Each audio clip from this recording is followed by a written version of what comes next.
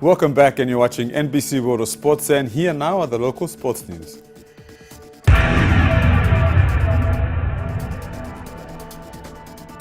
It's yet another year of hosting the Port Moresby Snooker Handicap Challenge, and Pacific MMI Insurance have once again come on board to support the event. Today saw the launch of what has been a growing snooker tournament at the Lamana Q Club.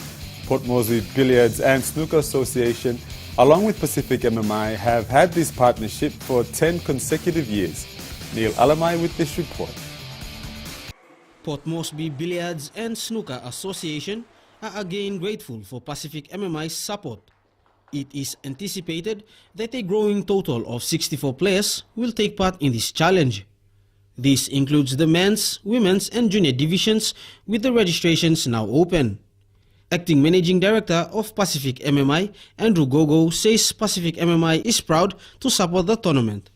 This is our 10th year in our sponsorship and supporting snooker in general, and in particular this tournament, which we are very much proud of, because for us, apart from a community obligation, it's also to encourage, and more particularly nationals, who partake in these tournaments, whether it be domestic or international. Port Moresby Billiards and Snooker Association President John Chen acknowledged this. This year is our 10th consecutive year that Pacific MMI is sponsoring this event.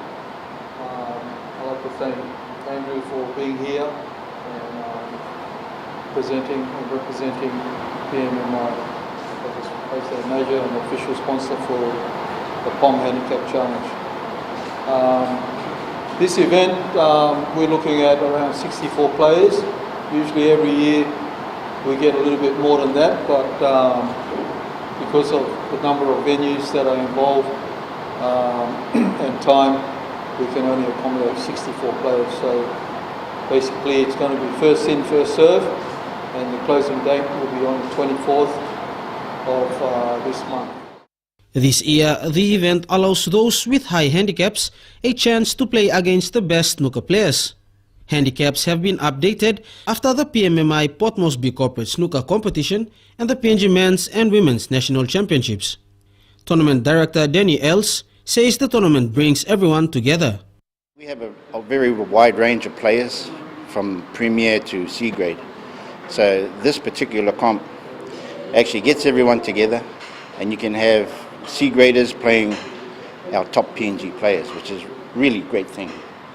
And with the handicap system that we got going on, it actually puts everyone on a level pegging. So it makes out to be a really interesting competition. And he also highlighted some of the game's formats. a lot of our top players, you know, their handicaps are like from 0 down to -30, which is our, Marcus Ning and our Du Zhongfongs. And it gives up, and like some of our C grade players, they're on a 45 or 50 handicap. So, that means some of our top players will be giving them 60, 70 points start before the start of a match. So it makes it really interesting. The tournament will be held from the 27th of October, with its finals played on November the 6th.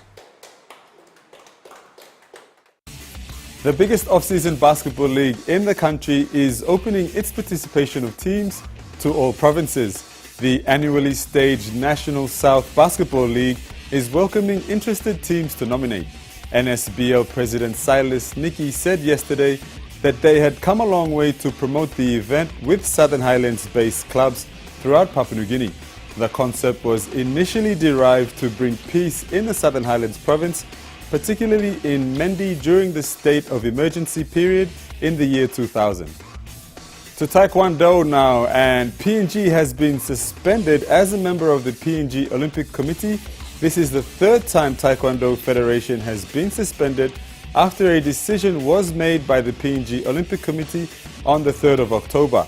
They noted that Taekwondo PNG had not adhered to their membership regulations through non-compliance with the Olympic Committee's constitutional requirements.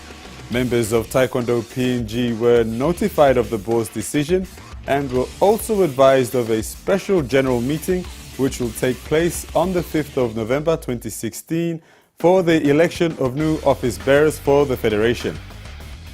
And that wraps up the local sports news. We'll go for a break now, but up next, the international sports.